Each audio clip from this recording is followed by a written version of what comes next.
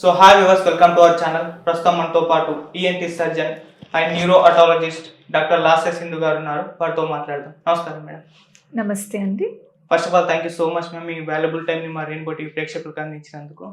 Thank you. Nose and ear ఇంటికాడ cleaning చేసుకోవచ్చా? So coming to ear, definitely మీరు ఇంటి దగ్గర క్లీన్ చేసుకోకూడదండి. ఎందుకంటే మీరు చూసినట్టుగా అయితే ఐ క్విక్లీ షో యూ. ఇది మీ చెవు అండి. సో ఈ చెవులో ఈ స్టార్టింగ్ పార్ట్ చూసినట్టుగా అయితే ఇక్కడ వ్యాక్స్ ఉంటుందండి. అంటే ఇక్కడ ఈ లింఫాయిడ్ టిష్యూ, ఈ హెయిర్ ఫాలికల్స్ ఇక్కడ ఉంటాయి. ఇక్కడే వ్యాక్స్ అనేది ఫామ్ అవుతుంది. ఇక్కడంతా వ్యాక్స్ ఫామ్ అవ్వదు.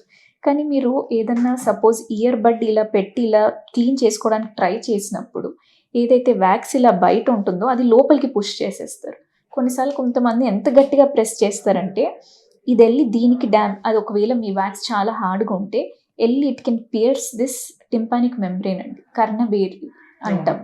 దీంట్లో హోల్ ఫామ్ అయింది అనుకోండి, కొంతమందికి హీల్ అవుతుంది. బట్ సమ్ టైమ్స్ దాంట్లో ఇన్ఫెక్షన్ అవుతే అది హోల్ పర్మనెంట్గా ఉండే ఛాన్సెస్ కూడా ఉంటుంది.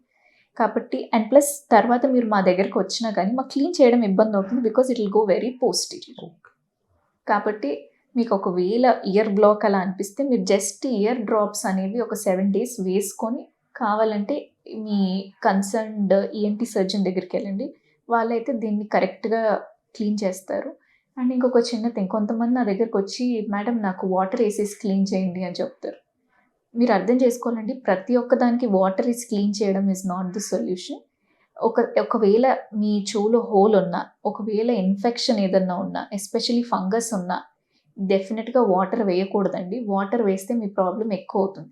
చిన్నపిల్లలు కూడా ఇరిటేషన్ ఉందంటే చాలామంది నూనె వేయడము, నీళ్ళు వేయడం ఇది చూస్తామండి చెవులో.